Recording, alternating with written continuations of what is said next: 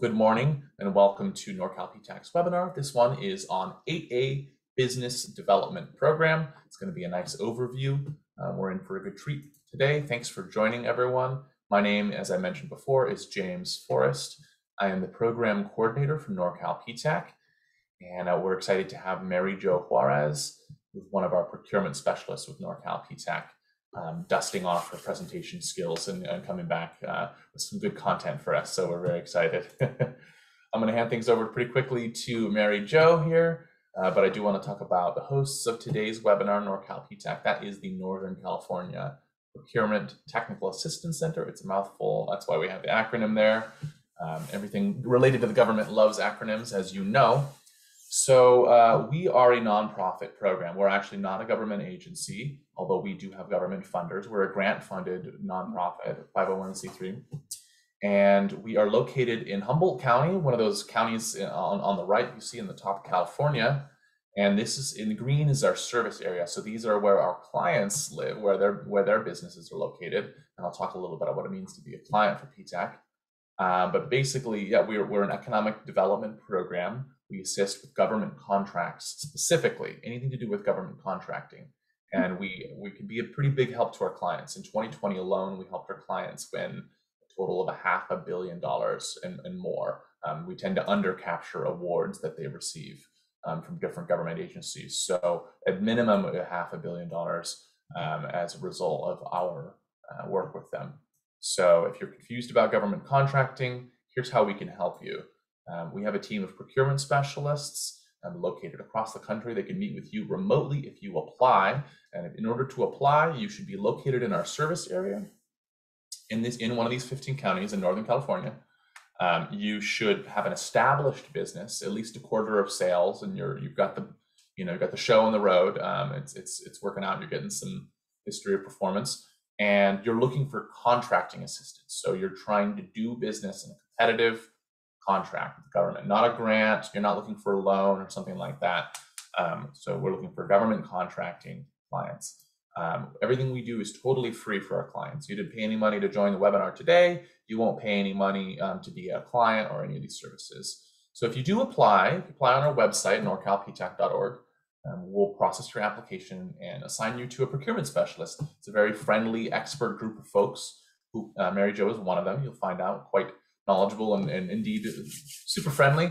And they can go over just about any topic related to government contracting you can think of. So doing government marketplace research, is this even a good idea? What agencies buy what I sell? If you decide you want to go through with it, you can get certifications, all kinds of socioeconomic certifications. You can do research into programs like the 8A program we're talking today, how to review RFPs. That's another thing Mary Jo has a specialty in, how to submit a bid, and how once you get a bid, once you get a contract, how to stay compliant and how to stay on top of all the paperwork and communication and how to close things out. So really cradle to grave assistance with government contracting. It's what we do. We don't cost anything. You can meet with us as much or as little as you'd like. And you can do it remotely, and perhaps in the future we'll have some in-person office hours, but for now it's all remote. And also for our clients, we can set you up with a custom bid matching profile. This is a service that we pay for and we offer to our clients for free. It's pretty neat. It's a software program. It aggregates, it gathers all of the different bid opportunities across the country, different levels of government, and then it sends them to your inbox if they match your criteria that you put in your profile with your procurement specialist. So if you sell widgets, it's going to come up with all the opportunities in the country that you've selected, or that are for widgets they're looking for someone to sell them some widgets. So it's a really, really helpful tool. We hope you make use of it if you're a client of ours. And then the other thing is that we're just always putting on resources and trainings like this one. So our webinars are free for anyone to join. You don't have to be a client. So you don't have to be located in the service area. You don't need an established business. You can just come on and satisfy your curiosity with us. So we do hope that you apply for our services if you're in our service area. If you are not, then there's a second link there. It says, or find your local PTAC at aptac-us.org. Find a PTAC. Clicking on that link later, once you get the slides, or just Googling it, That will bring you to a web page where you can find your local PTAC. I haven't mentioned this yet, but we are one of about 100 independent PTAC centers across the country. So there's PTACs in every state. There's about 7 in California alone, because we're a big boy state. And we want you to know that you can reach your own PTAC. You don't have to get horribly sad hearing about how great Norcal PTAC is. There's a lot of great PTACs out there, and they cover different service areas. So find your own PTAC and apply for them, and we'd be happy to help you out. Okay, so I just want to talk a little bit about housekeeping. As I mentioned before, we got this show on the road. There's a Q&A and there's a chat in this version of Zoom webinar. You are all muted with your videos off. That way we can just focus on presenters. But we do have a Q&A, and we want to hear from you guys. You're welcome to use the chat for networking. If you address it to everyone, you can say, "Hi, my name is James, blah, blah, blah. Here's what I sell. Here's where I'm coming from. Nice to meet you. If you want to, here's my website if you want to do business." We like when people network, but we will have a Q&A session at the end of the webinar. And what that means is that we want you to enter your questions as soon as they pop in your head, as precisely as possible, but in such a way that they're helpful for everyone, something that we want to read aloud at the end of the webinar to the presenter, Mary Jo. So we'll save them all up, enter them when they pop in your head, and I'll read them to Mary Jo, and we'll go over them live.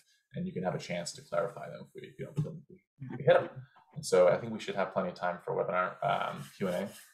And just a note that the recording, as well as the slides, as I mentioned before, they're going to be provided to everybody later. And it's going to be on a website where it joins our archive of dozens and dozens of past webinars that we've done over the years.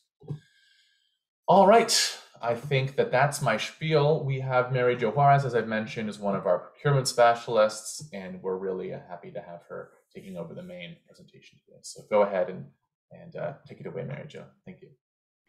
Okay, thank you, everybody, and good morning. I'm really, really excited to be here with all of you.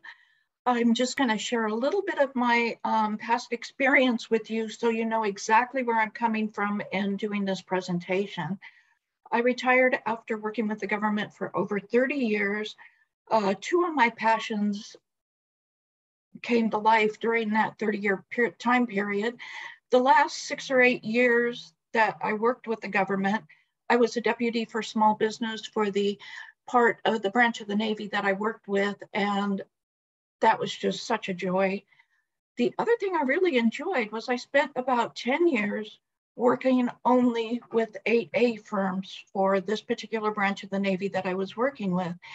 And I worked with them from the very beginning of educating them, giving them classes, helping them out from a representative of an agency standpoint, reviewed our agency projects that were coming up to find work for them, and worked with the SBA to get that work out to them. And then also I worked with them once they were in the field to make sure that they were successful. So this is truly a passion of mine, this particular program.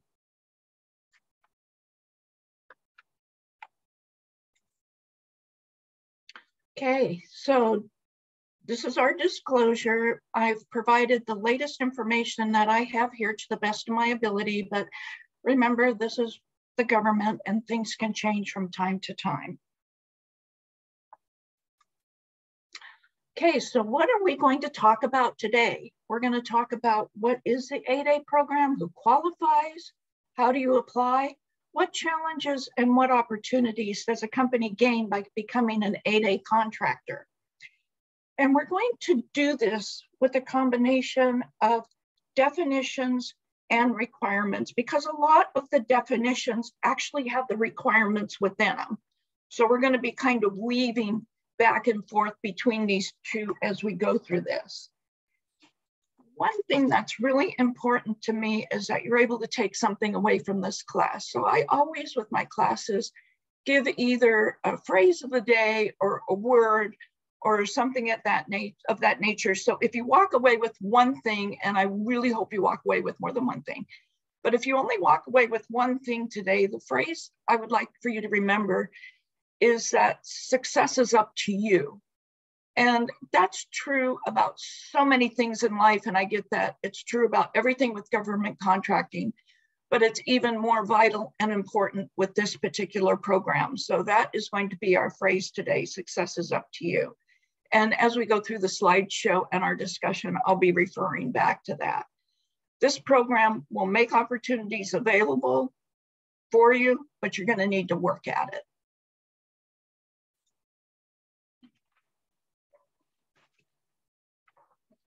Okay, so the 8A program has a purpose. It's to help small disadvantaged businesses compete in the economy through business development. Okay, and again, we're going to go through some of these definitions here in just a few minutes. It is a 9-year program. It's managed by the SBA, and when we have a little statement on here that it's managed by the SBA, you need to realize that the SBA being a government agency means that you're going to be subjected to rules, regulations, and reports. So this 9-year program that you have to apply for, if you start where you are right here today, and this is your goal of where you want your company to end up at this particular point in time, you have a goal. You're going to extend that goal as time goes on, but right now, this is your goal. The 8A program is the 9 years in between to get you from here to that goal. So the first through the 4th year is basically business development. The 5th through the 9th year is a transition time that takes you into targets that the SBA sets up, and you're evaluated yearly on how you meet those targets. But every year in the 5th to the 9th year, the percentage of 8A work is going to decrease as the percentage of non-8A work increases. And they're doing this in order to decrease dependency upon the program. So that's basically what the program is in a nutshell. So who qualifies for this program? Now we have a link here. If you're a small business, the small business determination is based upon either a number of people or dollar value. And when you get these slides again, you'll be able to click on this and go in and figure that out if you haven't already. It's a program for companies and people who have not previously participated in the 8A program. If you as an individual have participated with another company in the 8A program, there'll be questions that you'll need to answer and documentation that you'll need to provide. And it's going to be looked at by the SBA on a case-by-case individual basis. 51% unconditional and direct ownership by a U.S. citizen, socially and economically disadvantaged. And again, in a few minutes, we're going to go through what that means. We're going to show you what a good character means, a potential for success, and basically your net worth needs to be $150,000 or less with assets totaling $6 million or less. But again, we have a slide that's going to show some just a couple of items that won't be considered for those dollar values, which may make a difference for you. Mary Jo, did you say 150 or 750? I'm sorry, 750. Thank you for course. catching me on that. Okay. So members of certain groups are presumed to be disadvantaged. Those are Black Americans, Hispanic Americans, and Native Americans. And then there's some others. And again, we have a link here where you can look at that. This is due to racial, ethnic prejudice, and cultural bias. These individuals are identified as members of a group without regard to their individual qualities because of circumstances beyond their control. Now, if you're not a member of one of these certain groups, you can still qualify for the 8A program by submitting a narrative explaining how you would meet the conditions of certain rules. And basically, what that involves is a very detailed narrative that shows the discrimination that you've experienced. The SBA is going to look for specific dates, specific names, and instances that occurred that affected you and impacted you both in your life and in your business life that could have affected, for instance, your reputation. So I've helped several companies meet this criteria, and I just wanted to give you an example. One fairly frequent one that seems to come up is women who are Caucasian who are involved in construction. And I've also helped a Caucasian woman who was a shipbuilder. And they were able to get into the 8A program by doing this documentation, but the documentation was extremely hard on them because they had to relive all of the trauma and the discrimination that happened to them. Now, occasionally, and this still happens today, I've seen it where a bank will actually deny a loan and they will make a statement like, we do not feel that as a woman or as a whatever, you are going to be successful in this particular industry, so we deny your loan. That also would be documentation that you could use to show that you've been discriminated against and experienced difficulty. When the SBA is looking at determining your economic disadvantage, your 3-year adjusted gross income needs to be below $350,000 and your adjusted net worth below $750,000. And as I mentioned before, this is not going to take into account certain things, like, for instance, it does not take into account your house.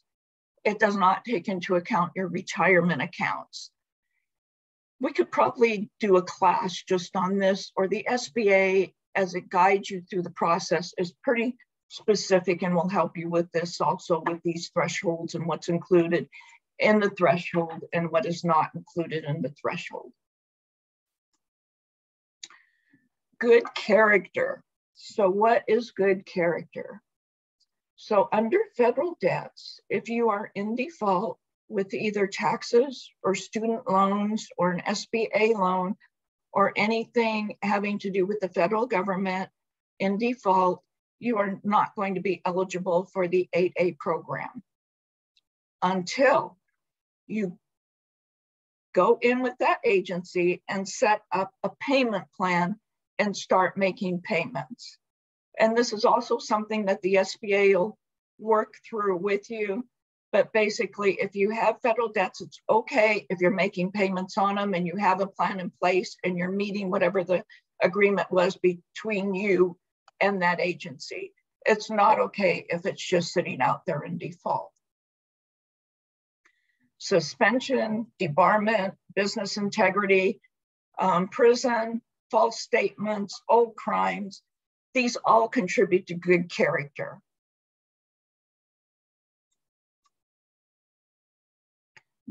The SBA has pretty tight control requirements. The disadvantaged individual must unconditionally control the policy setting, the day-to-day management, administration of the business operations. So what this means, in addition to owning 51% of the company, they also need to be the ones who have authority to sign the checks, to hire and fire people.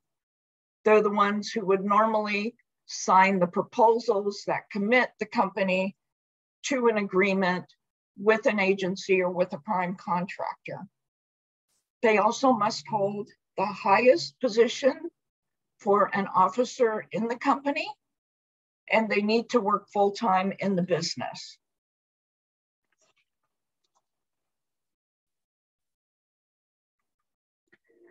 Okay, potential for success. It basically means that you are in business for 2 years and that you have a great positive track record. Now, there are waivers available if you have not been in business for 2 years, but you can, there is a process and waivers for showing that you have a track record when you're not in the business for 2 years. But the SBA's own words and looking at this requirement is that this program is not for startups. It's not for startups. They're going to want 2 to 3 years of tax records from you. The SBA is going to take their time and examine your capital and your credit to make sure that you're a viable business. They're going to look at the experience of your managers. They're going to verify that you've got all the licenses that they see are necessary for your business. And then they're going to look at your past performance. So I was in an SBA meeting a few weeks ago, and once again, it was one where they had potential 8As and current 8As, and you could just ask any questions. And the questions came up, what do I do? I'm trying to work part-time and run this business part-time. And they stated over and over again, it's not for startups. It is a full-time, needs to be a full-time job, not a side hustle. It needs to be profitable. And if they do make an exception for you for having had a part-time job and a part-time business, then they will verify that you're no longer working that part-time job. So even though this is one criteria, I think it's important to recognize with the SBA, it's always important if you have questions to go in and ask and see if there are exceptions or anything of that nature that can make a difference for you, waivers, that type of thing. So how do you apply? Well, first you would identify your NAICS code, and we have the links all here for you. You would register in SAM. Those are two things that your PTAC counselors can help you with if this is something that's new for you.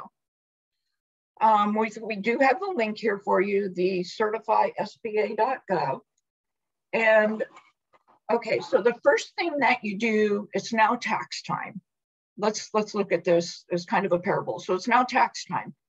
When you go and you take your taxes into your accountant or into H&R Block, or you sit down and you get ready to do them yourself, what do?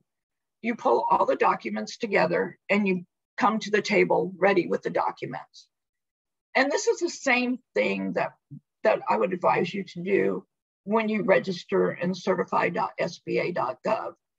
When you go to that website, you're going to see this amazing list of documents it's going to tell you exactly what you need and collect. And honestly, for a lot of small businesses, besides getting the narrative together, that's the hardest part, is pulling the documents together. So some examples of things that they're going to look for is if you bought the company from somebody, they're going to want to look at acquisition documents and assets, that type of thing.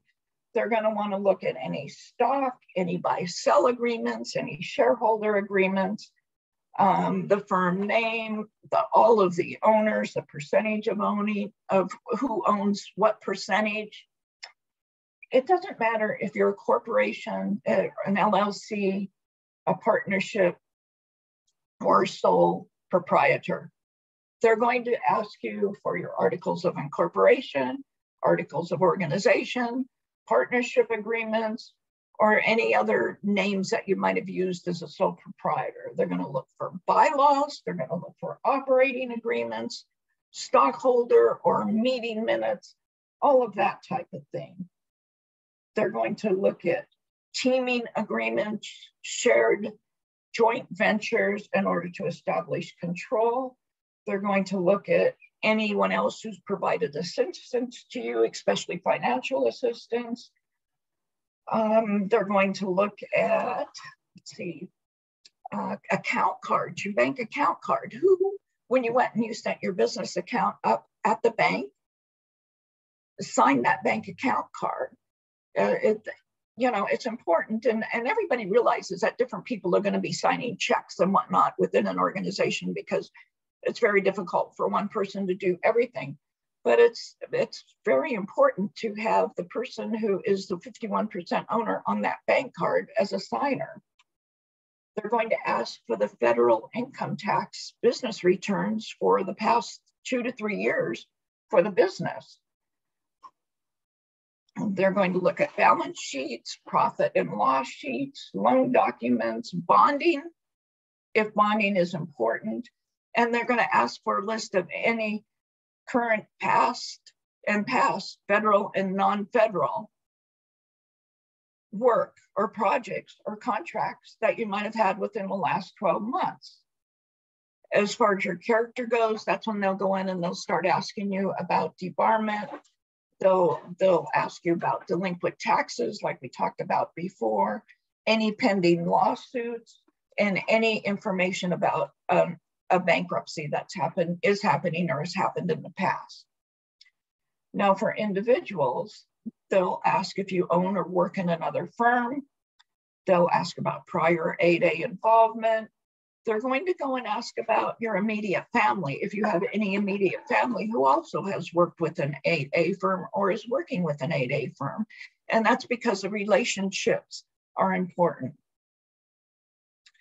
They're going to look at any personal bankruptcy that you may have had, SBA loans, any pending lawsuits, anything of that nature, debt obligations.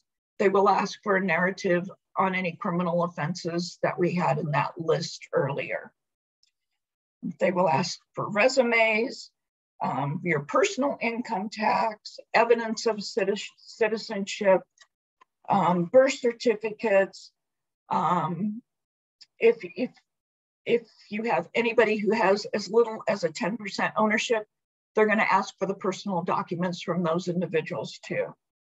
And then they're going to ask for any information from your spouse, if their information is separate from yours. And for instance, if you file separate taxes, they'll ask for those taxes also. Okay, so I know I've gone over a lot there, and I'm not meaning to overwhelm you. I just wanted to give you an idea of what it's like, and we're going to talk about, is this worth it, a little later on. So our advice on this is basically follow directions, ask questions. You have a world of help out here to help you. You've got your PTACs, you've got the SBA. Fill out the application. Don't give up. You get stumped. Ask. We recommend that you try and complete it within 90 days if you can. The pre-screening that the SBA does and the screening, there's no time frame on how long that takes. But once they send it, because they'll come back and forth to you with questions if they end up having any questions.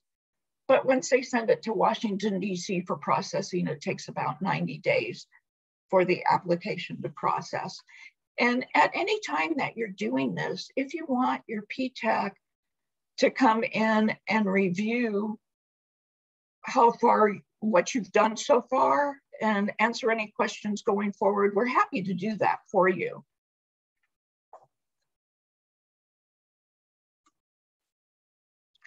So let's talk about what challenges companies can run into with this program.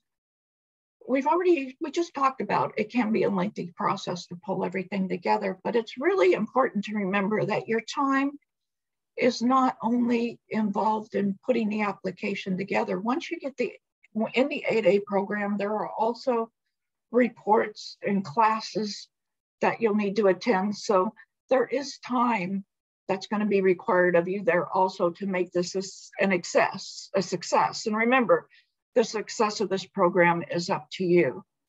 You'll need to pay attention on a daily basis to the decisions that you're making and how it impacts your business, but you're in a business development program. So you really want to kind of be doing that anyway. It's just going to kind of bring it to the forefront of your mind for you. We've already talked about how it can be emotionally traumatic to document the discrimination of the instances that happen to you. If this is something that you need to do, you're going to need to pay attention and adhere to SBA policies and regulations. And if you have not worked with the government before, you're going to be learning a new language. Okay, we can help you with that. You're going to need to read the regulations, become familiar with them. All the reports are going to have to be submitted timely and be complete. And within the last couple of years, especially with the issues with the pandemic, the SBA guidance could be limited due to lack of personnel or due to the difficulty in reaching the personnel. Basically, when when you get into the 8A program, and as small business development, SBA business development specialist is assigned to you. And that's your person who is going to be the one that guides you and answers questions and makes sure that you stay on track. They're usually doing it for a number of companies. So again, success is up to you. You're going to need to pay attention to connect with them and reach out to them if they're not reaching out to you, to make sure that you're on track and doing the right things to make this program worthwhile for you. Okay, so what benefits does the 8A program offer? The first benefit is sole source contracts. That's a negotiated contract between you and an agency where they decided the best way to obtain something is through a direct negotiation with you. You see the picture on the side here? This is a Rommel stake, and this is one of the projects I worked on in Alaska. And basically, just a little history, these Rommel stakes were used during World War II, and they were put out in the tundra with barbed wire attached to them to stop invasions of certain lands in Alaska. Unfortunately, these were left, and the tundra has grown up around them, and now a lot of these places where these Rommel stakes were put, and these things you can't really tell because the tundra is growing over it, but they can be up to 2 feet tall, sometimes 3 feet, and they're buried and they're covered. But now these places where they were buried have become parks and prime places for people to go out and hike, or the lands have been turned back over to native tribes. And the government didn't want people walking out there and not seeing these things and becoming pretty badly injured. So the agency I was working with, the Navy, decided the best way to have these things removed was to issue a sole source contract with an 8A firm. So what I did is I went to this is a very unique situation. This is extreme contracting, but it shows a couple of really good points. So I went to the SBA and I said, do you have an 8A firm who would be willing to help me with this? The work is a little bit unusual. It's remote. Oh, I forgot to mention there's no airplanes flying out there, so they're going to have to charter airplanes out there. I don't know exactly how many there are. So I need to sit down and negotiate something that's going to work for both sides. The SBA was able to find an 8A contractor who was willing to do this. So we sat down and we got to know each other really, really well. The benefit to these sole source contracts is by the time you sit down and you go through what the scope of work is in great detail, both sides know exactly what is expected of them and what the end result is going to be. We discuss safety, we discuss costs and all the impacts on costs. I had to prove that the cost the contractor had presented and I was going to pay with taxpayer money was fair and reasonable. So we spent a lot of time together going through all this. And we would reach the point of almost being ready to award the contract. And then the contractor came in one day and said, oh, Mary Jo, I forgot to mention, or I just noticed that some of these are inserted in the sides of cliffs where the Bering Sea is right below with a bunch of rocks. And then we would have to go back into negotiations again and what the expectation is and how to keep people safe. And at that point, we decided we needed an airplane sitting out there in case we had to evacuate somebody. So what was the benefit? By the time we finished all this and we finished the contract, which was extremely successful, the 8A contractor actually asked for a meeting with me and said, hey, thanks. We understand the government so much more than we ever did before. Our confidence level has risen. We know all about, what you're looking for in pricing. We know questions to ask. If we have another opportunity, if we have questions about scope, we know how to look for risk. So they basically had all these individuals at one point. We had them all in the air and they were flying all over. And at times we were driving each other crazy. But once it settled into this, we got it to this neat little package that we could both work with. It was a learning experience for both of us.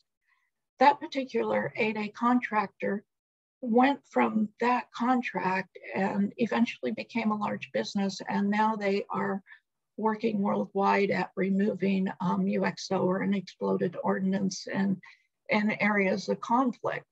And again, it goes back to success is up to you. You know, can you change? Can you adapt? Can you move to what needs to be moved to make this successful? So another benefit that this program offers is set-aside contracts.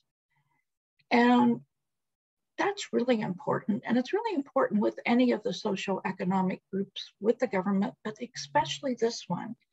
Because if you have, say, 2,000 small businesses in Northern California, and by the way, I'm just making these numbers up out of my head, but only 50 of them are 8A firms, your competition, and only 50 of them are 8A firms, and only two of the 50 are in your industry, that's your competition.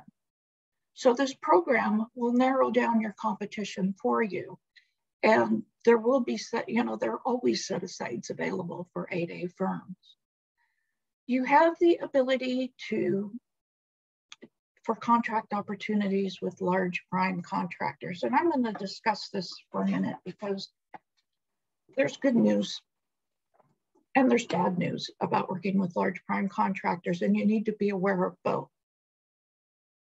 So the way a large prime gets a contract is when an agency has an opportunity available, they always need to look at small business first, and can small business perform this work? So anytime that you see a sources sought on SAM where the agency is basically doing their market research to see if there's a small business out there, it doesn't mean, a sources sought does not mean that you can submit a proposal. It means they're looking to see how many small businesses of various categories are out there who can do the work, so they can put that project aside for the small businesses if they can. So it's really, really important that when you see a sources sought and it's in your industry, it's something that you think you can do, that you have the capability of doing, that you go ahead and you respond to that sources sought, because there might only end up being 2 or 3 of you competing. You don't know for sure. So now if the agency's doing that research and due either to an extremely large dollar value, national security, a very difficult location to work in, there's a number of reasons why they can't go to small business, or nobody responds to a sources sought, then they will go out to large business. But when they go to a large business, they negotiate a subcontracting plan. And what a subcontracting plan is an agreement between the prime contractor and the agency that this percentage of subcontracted dollars will be set aside for small businesses. Okay, there's some revenue there. And if you're not considering that, you're quite possibly leaving money on the table. That's the good news about working with a large prime. I'm going to give you a little story about a PTAC client that I worked with, which is not good news for working with a small prime. And regardless of what socioeconomic category this applies, but even more importantly with 8A firms, because this tends to always seem to happen to the 8A firms. So I had a client who sold supplies, screws, nuts, whatever the government needed, they could go and find and they could provide. A large prime construction firm came to them and said, "Hey, we need dirt. Can you get us some dirt?" "Sure," said the small 8A, "I can get you dirt. That's a supply." Well, when they went to look at getting dirt, you can't, when you're working with a construction company, you can't go to Costco or Sam's Club or Walmart or wherever and get enough bags of dirt to have delivered to that construction company. You're talking about huge vehicles, and you're picking up the dirt here and you're delivering it here. And in between, there's all types of risk involved where people can get hurt or something can go wrong. And it was actually the insurance company that told the small 8A firm that they would not, their insurance wouldn't cover this particular work. Okay, and that should have been the end of it there, but of course it wasn't. The helpful large prime company came back and said, okay, we can help you with this. We really want to work with you. So they said, what we'll do is we will issue, we're up here, we're going to issue you a subcontract to provide this dirt, but we have this friend who's another large business that you can subcontract to and you'll have no risk. And they went ahead and they did that. And unfortunately, that large prime had an instance where somebody was hurt, not even connected to this, in some other part of this particular project, somebody was injured, and the government went in and started looking and saw the situation with this 8A in the middle. And this is called a pass-through, because the 8A did no work except to put a subcontract in place and collect, profit and overhead on it. And that can cause you all types of problems. And the reason I wanted to share this story with you is it's wonderful. And there are many, many great opportunities for working with large prime contractors, but you need to take care of your business and be aware of what the implications for your business are with that. Okay. You're going to have abilities to develop private and public contracts. You're going to get business development assistance from the SBA. You can also pursue mentor-protege opportunities through the SBA mentor-protege program and joint ventures. In addition, you'll receive their free training, which is actually pretty good training. I've gone through a lot of it. And you can qualify for federal surplus property on a priority basis. Okay, so let's spend a few minutes just talking about what I call a gut check here with this program. I've talked a lot about documentation. I've talked a lot about the time it's going to take you to fill out paperwork, both before and afterwards. I've talked about risks. Is this program really worth it? I've seen, to me, I can't tell you yes or no. It's your own business decision if you choose to do it. All I can tell you is that I have worked with 8A firms for a number of years and seen tremendous growth with them. The biggest misconception that companies have about this particular program is that you're going to get an 8A certification and contracts are going to come out of the air and fall into your lap and magically appear. And that is absolutely not true. I have been in those conversations that the 8A SBA people open up on a regular basis. And I've heard all over and over again, we've been in the 8A program for 2 years and nothing's happened. We've been in the 8A program for 4 years and nothing's happened. And this all relates back to our phrase for the day, success is up to you. You need to, if you're going to do this, you need to do your research after you get the certification, and we can help you with this at the PTAC.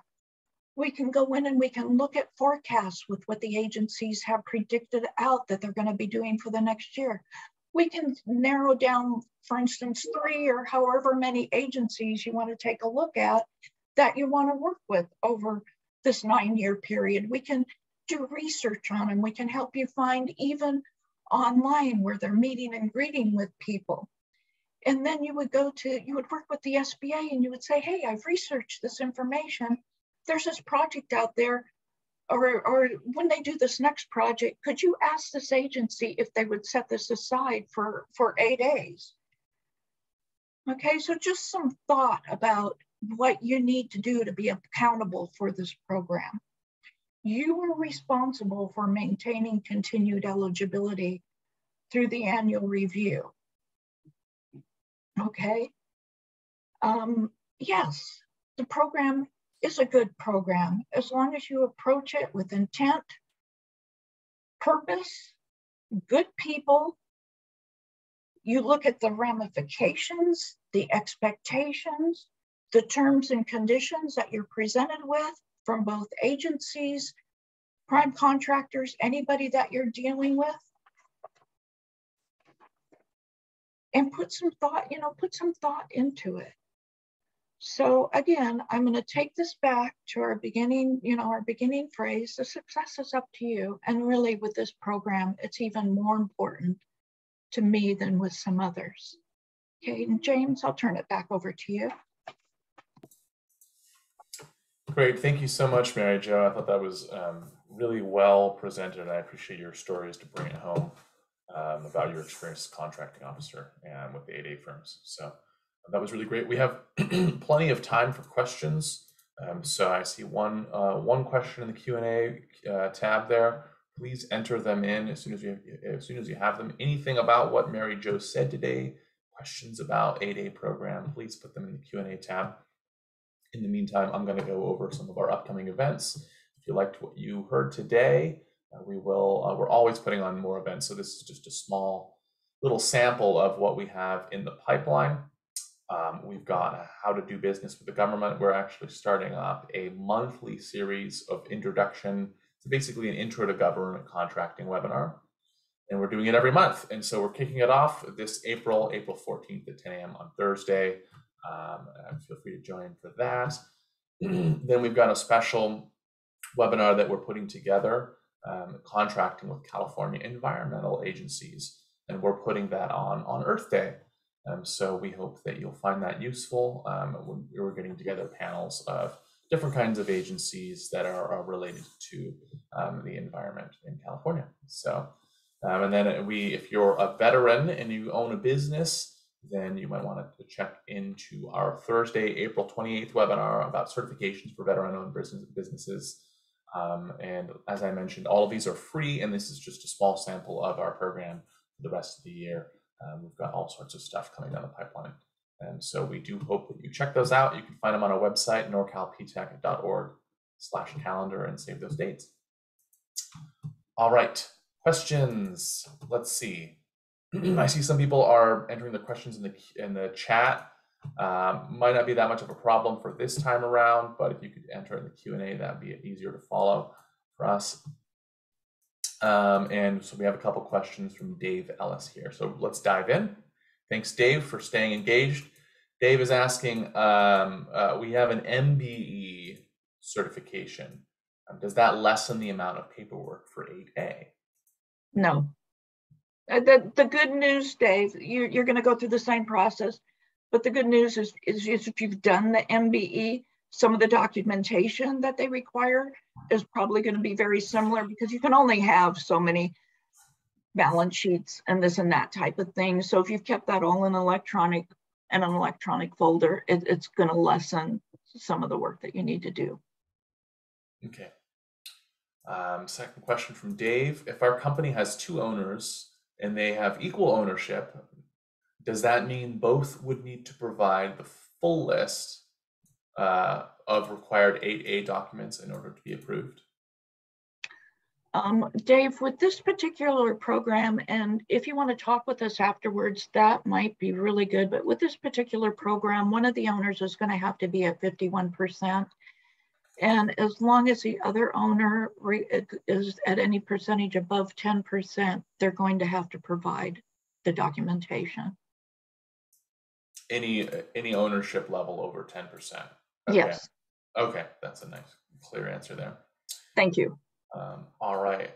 Third question from Dave. Was there was mention of timely reports to be submitted? Looking at how busy our office is today, based on your experience, how much staff time should be set aside per week to support these activities? With this particular program, the biggest report is the annual report. And I think a lot of it, once you get into the program, you're going to kind of see what they're looking at. And if you kind of keep, for instance, keeping track of awards and that type of documentation that you get that can show that you're progressing as far as business development goes, that type of thing, if you set up a spreadsheet and you're tracking it, you can just pull it all at the end and put it into the report. If that's something when you get to that point that you want to talk to us about for some suggestions for making that easier, we're happy to do that. Great. And this is a question from Shanadora. I'm reading it now because it's a good follow-up to that one. What is the difference between MBE and 8A certification? Minority business comprising. And the 8A is for disadvantaged individuals, but it's a business development program. Specific with the specific point is once you've established who you are and what you are, then your whole focus is going to shift to business development. Okay, both programs have opportunities, but the 8A program is specifically to help you grow. Okay, great. And Ankura is asking, does PTAC help small businesses get facility clearance? I'm not actually sure what that is, Mary Jo. Do you know? Oh, that's a good one. I personally don't have any experience with that, James. I know that, I know what they are, but that's not in my realm of experience in helping firms get that. We might have to get back to you on that one.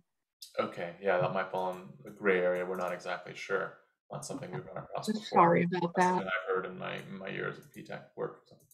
Mm-hmm. So if you can feel free to reach out to us by email, and we'll try to get an answer to you. Yeah, and I'm pretty sure with facility clearances, you have to have an agency that sponsors you, and in most cases, and they're the ones that might be helping with that, which is why we may not be experienced with it, but basically to do research and find that correct answer for you on that one. Okay, great. Well, Hugo has a good question here. So once you graduate from the 8A program, what's next? Well, as you're working towards that end goal, the SBA is going to help you in moving your goal out. And honestly, one of the biggest areas that I help clients once they graduate from the 8A program, they reach that point where they have to decide whether they're going to become a large business or stay a small business. And when you decide to become a large business, everything changes as far as FAR requirements and expectations and your accounting and this and that type of thing. There are different programs that you enter into. So some businesses make the business decision just to watch how much money they make every year and stay small businesses, and others go gun-ho forward. It's a wonderful problem to have. Okay? It really, really is. And when you reach that point, or if you ever want to have a discussion with someone, about the pros and the cons of doing that, but that's a question I get most frequently from firms who've graduated from the 8A program and they've reached this point of, oh my goodness, do I do this or do I not do this? Yeah, good question. Anybody else have any questions? I do see one in the chat here. Okay, let's see. Upon getting the 8A certification, can PTAC help us network with contracting offices? We do help you with networking. Okay, James, feel free to jump in. My personal thoughts about networking with contracting officers are those aren't necessarily the people who are going to make a difference in your life because they're so focused on getting projects out. When I was doing that job, it was really difficult for me to talk to contractors because then I might be giving that contractor information that the rest of the contractors didn't have. And I would be doing a disservice and getting myself and you into trouble. So we do work a lot. We do a lot of networking. We do a lot of networking with primes. We do a lot of networking with the small business representatives from the agencies. Those are your gatekeepers. And if you were to set up a marketing meeting with me where I would be working with you, that's who I would be directing you towards. Now, I totally understand that anytime a solicitation comes out, there's a contracting officer's name there, and other people within our PTAC might feel a little bit differently about that. But my personal feeling is there's any number of gatekeepers who are out there setting up right now. There's still online meetings with agencies, and it's not your contracting officers generally. It's your small business people or program people who are talking to you. Great, thanks. But yes, we'll help you. Yeah, and that's the keynote. We can help with all sorts of networking, but it is not the role of a PTAC to make introductions. I know that's kind of a gray area that a lot of folks coming in don't quite understand, that we don't make introductions. We can't really advocate for you. We're not really going to do any of it for you, but we're going to hold your hand and coach you and be your best friend through the process. So we are happy to show you the way. Yes, we'll have your back. Yeah, we got your back. All right, Higo has, and maybe this is the last question here. Does PTAC assist with 7J loans or 504? I can answer that right away. We don't assist with any loans or financing. So, all right. Well, thanks again, Mary Jo. I thought that was really great, and I learned a lot out of it as well, and I appreciated your presentation. And thank you, everyone, for joining. I believe that as you leave, you should be directed towards a survey. I'm going to go ahead and put it in the chat right now. Drop the survey in the chat. If you click on that, it will bring you to a very short survey you can fill out anonymously. It takes you 1 minute. Just let us know how you felt about our webinar today. We put a lot of effort into these, and we always want to be improving them. And so we do like to hear what you have to say, and it matters to our funders too. Everyone is going to get a copy of the slides. You'll get an email. The spoiler alert, it's going to be on our website where all of the slides go, norcalptac.org/webinars. I'll just go ahead and put that in the chat as well here. And you're going to find dozens and dozens of webinars going back years now. It's a real treasure trove of information. You can also check out our YouTube page, which has pretty much the same information. Our YouTube page is pretty popular. We've got a lot of folks liking our webinars on YouTube, so we're glad that the archive is helpful for folks who miss them or want to review the information. So you'll get the slides as well as the YouTube video email later today. I'll get those together as soon as possible. So thank you so much, everyone, for joining, and we'll see you next time. Thank you, everybody. All right, bye-bye. Bye.